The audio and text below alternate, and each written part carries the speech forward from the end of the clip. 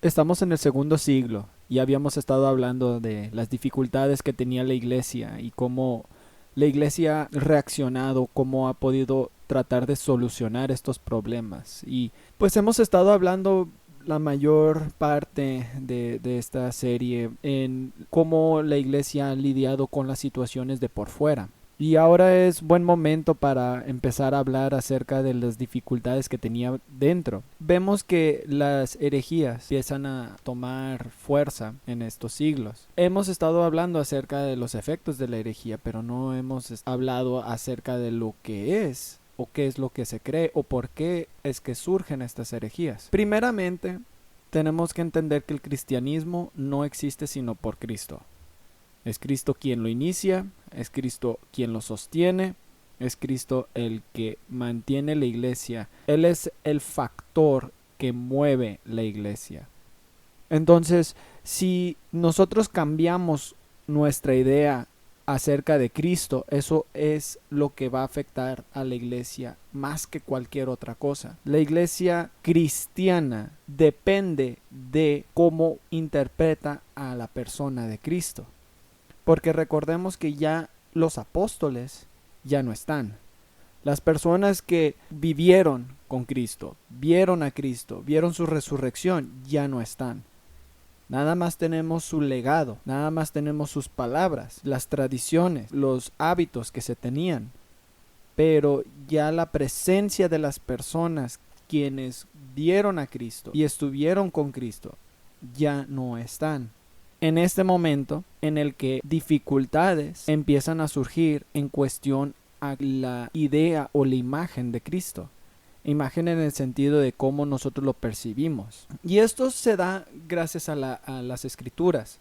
Porque las escrituras, cuando uno la lee, las escrituras nos invitan a tener una conversación acerca de la relación entre Cristo y Dios, entre el Hijo y el Padre. Porque vemos que la misma Biblia muestra que son personas distintas, que el Padre habla con el Hijo y el Hijo con el Padre. Uno tiene conversaciones entre sí.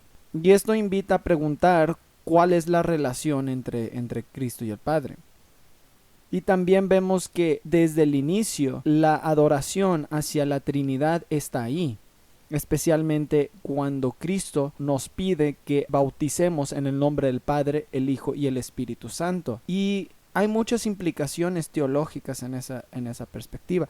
Pero eso es lo que causa la controversia en la iglesia primitiva, en la iglesia del segundo siglo. Es cómo es que se relacionan el Padre y el Hijo. ¿En qué sentido son uno? ¿Y en qué sentido no?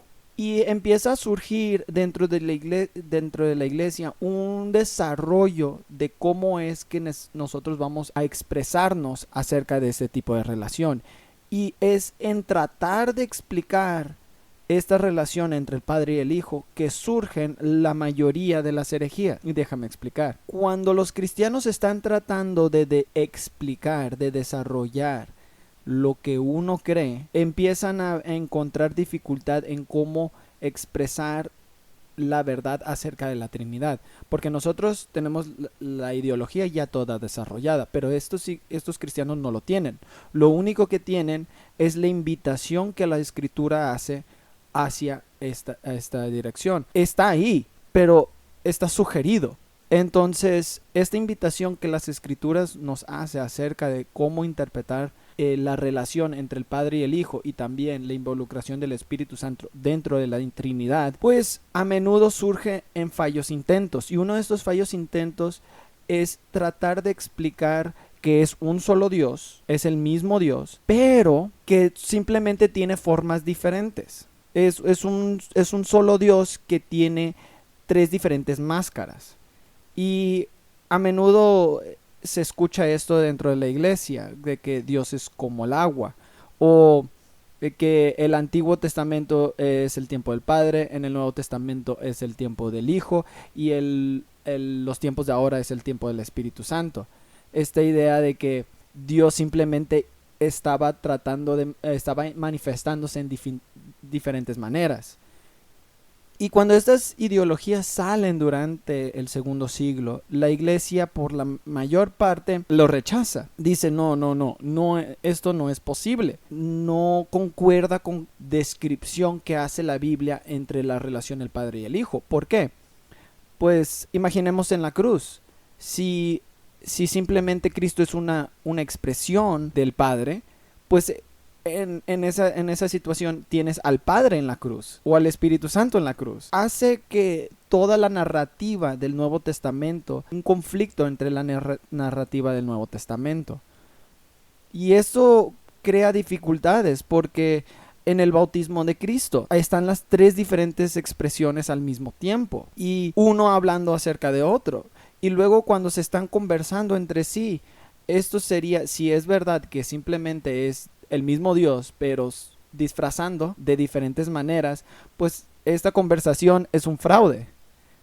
Porque simplemente está haciendo un show, un espectáculo para engañarnos. No podría cumplir otro propósito más que ser un engaño si es el mismo Dios que se está hablando uno con el otro, si es el mismo hablando con él mismo en frente de los demás, tratando de convencernos de que son diferentes personas. No vengo yo a argumentar, yo vengo a darles la ideología detrás de lo que los cristianos estaban pensando en el segundo siglo.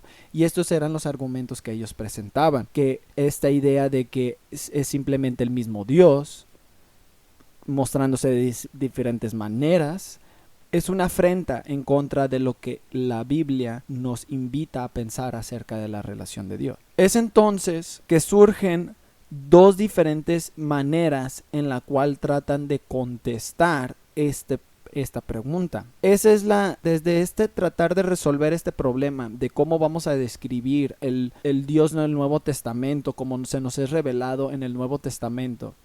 Esta nueva dificultad que tenemos al interpretar las características de Dios, se ve un contraste en cómo el este trata de explicar esta situación y cómo el oeste trata de explicar la misma situación. Y entendamos una cosa, no es como que los dos están viendo dos diferentes dioses y que los dos están peleando en contra del otro. No estamos viendo de que en el segundo siglo hay una desunión o un conflicto entre el este y el oeste. No hay ningún conflicto entre el este y el oeste en la iglesia por lo general.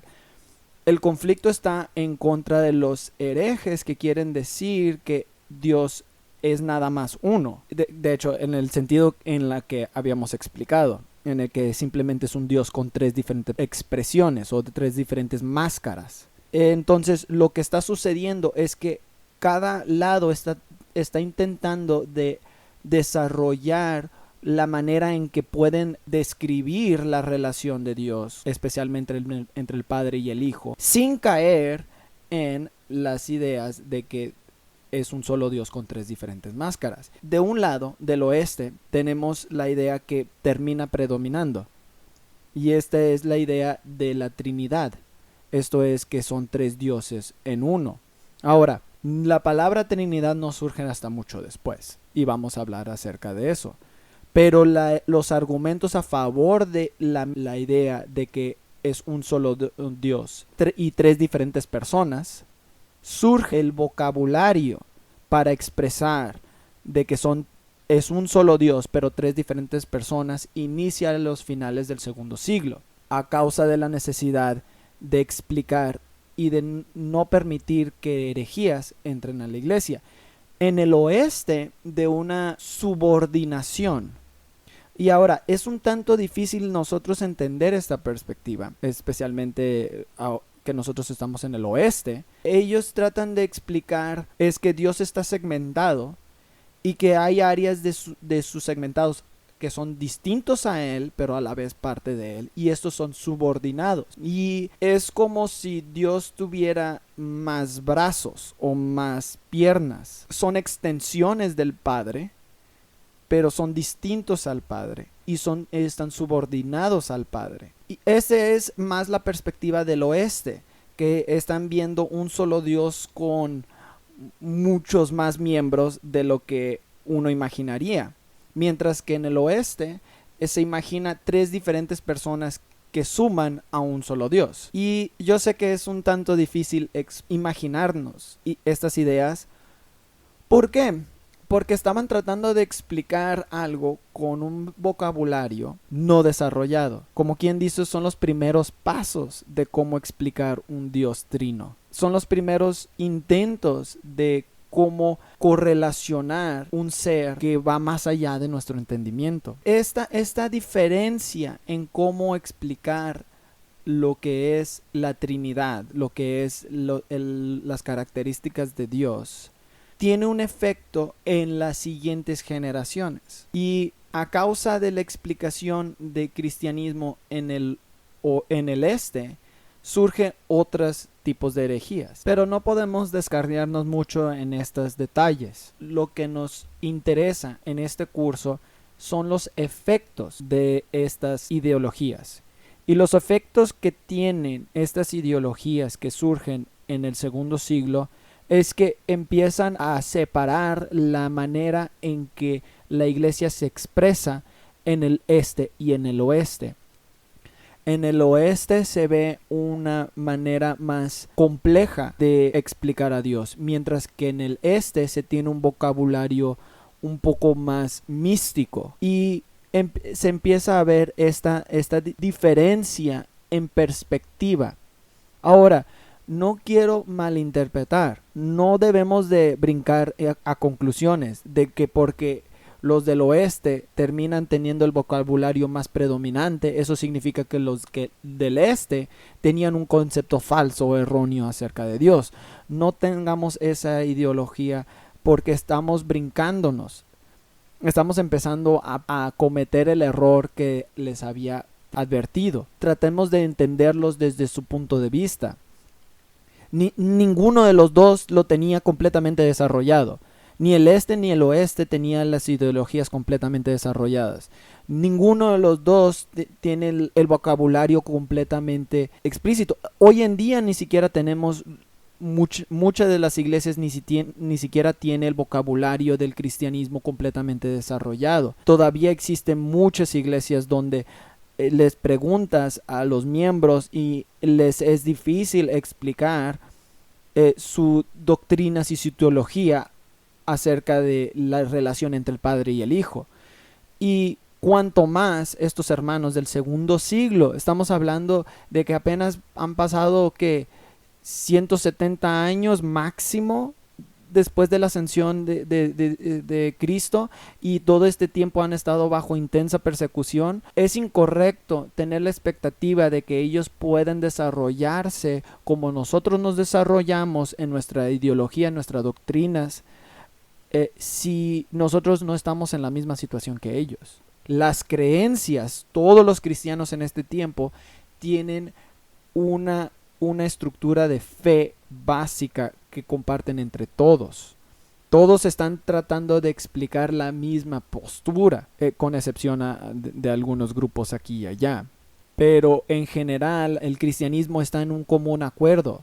Donde se está teniendo la dificultad, repito, es en cómo explicarlo, en qué categoría ponerlo. Y eso es lo que causa la mayoría de las herejías en este tiempo. Y con eso cerramos el segundo siglo del cristianismo. Y quiero recapitular, tenemos un cristianismo que es perseguido por fuera, es atacado por fuera, está escondido. La mayoría de la población de los cristianos es en lugares rurales. El cristianismo se convierte en una iglesia rural. Empieza a surgir un intento de expresar el vocabulario del cristianismo para poder contestar a las herejías que están surgiendo desde medio, y las mujeres son quienes están encabezando la mayoría de los actos de caridad. Por medio de ellas y de estos actos de caridad es que la población del cristianismo no se desvanece. En el siguiente video vamos a estar hablando acerca ya del tercer siglo y de las dificultades que este siglo presenta. Veremos que en el tercer siglo uno imagina que las cosas están mal en el segundo siglo. En el tercer siglo las cosas se intensifican. No crean que se me olvidó el reto que les había hecho la semana pasada. Gracias por su participación. Y la respuesta es 2 veces por semana. Justino Mártir nos menciona que escogen días opuestos a los días que ayunan los judíos. Los cristianos del primero y segundo siglo tenían la costumbre de ayunar 2 veces por semana. Y los ayunos consistían en no comer, solo se tomaba agua. Esto se hacía en un lapso de alrededor de 24 horas. Y es impresionante la dedicación que se tenía en aquellos entonces, porque a menudo estos eran días de trabajo y no siempre se podía descansar en estos días de ayuno, aunque sí era lo que intentaban hacer. La mayoría de las personas intentan no trabajar en los días de ayuno, eso es lo óptimo, pero muchos hermanos del segundo siglo trabajaban ayunados.